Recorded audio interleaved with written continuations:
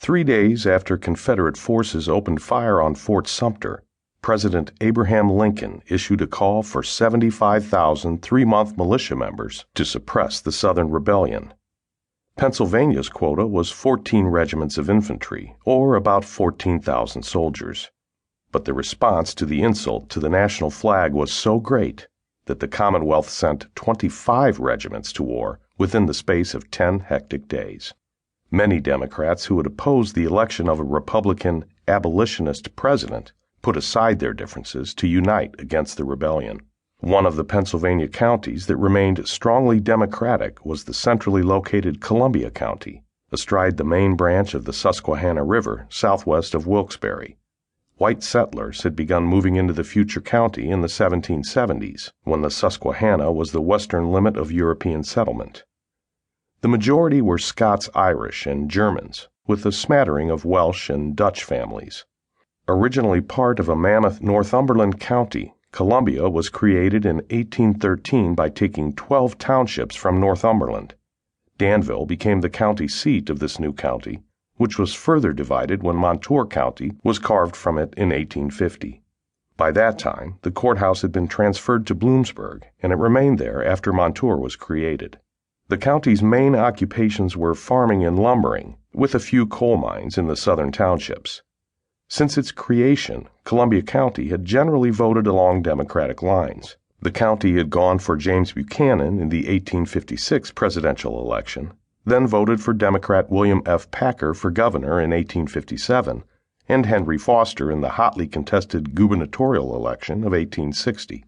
Later that year, county residents voted for president, giving Southern Democrat John C. Breckinridge 2,367 votes, while Lincoln received 1,873 votes. Democrats Stephen A. Douglas and John Bell, running on the National Union Party ticket, received only 100 votes between them. The newspapers of Columbia County were heavily Democratic in tone. The oldest of the 3 active Bloomsburg papers was the Columbia Democrat, which had begun publication in 1837. Levi Tate was the editor in 1860, having purchased the paper in 1847. Tate, originally from Lycoming County, was a staunch Democrat, as clearly shown in his editorials. A second Democratic paper, the Star of the North, had appeared in 1849. Williamson H. Jacoby was the Star's editor.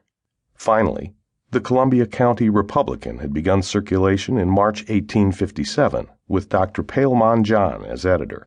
There was a single newspaper in Berwick, the Gazette, which had begun publication in 1853 as The Investigator. Levi Tate purchased this paper in 1855 and changed its name. Tate sold the paper 3 years later. When the war began, Jeremiah S. Sanders was the owner. The 2 Bloomsburg Democratic papers favored Breckinridge in the 1860 election and, like other such newspapers across the country, doubted President Lincoln's words that he would not interfere with slavery. Many Democrats equated Republicans and abolitionists. They were the ones to blame for the increasing sectional problems, trumpeted the Democratic papers. Slavery was legal under the Constitution, and if abolitionists were muzzled, the country would be in much better shape. The Fugitive Slave Law of 1850 must be upheld and Southerners allowed to reclaim their property. Abolitionists were acting against the law by shielding runaways. However, the Democratic Party was beginning to splinter in 1860. The Democratic State Convention met in Reading on February 29 to select the delegation that would attend the National Party's April convention in Charleston, South Carolina. That delegation would pledge its support to the presidential candidate selected there. But the rancor and partisan bickering in Charleston derailed the selection of any candidate. The party's leaders instructed delegates to reassemble in Baltimore in June to resolve this issue. However, this convention split into 2 factions, one of which nominated Kentuckian John C. Breckinridge, the other Stephen A. Douglas of Illinois. Pennsylvania's delegation reflected the national split between the 2 candidates.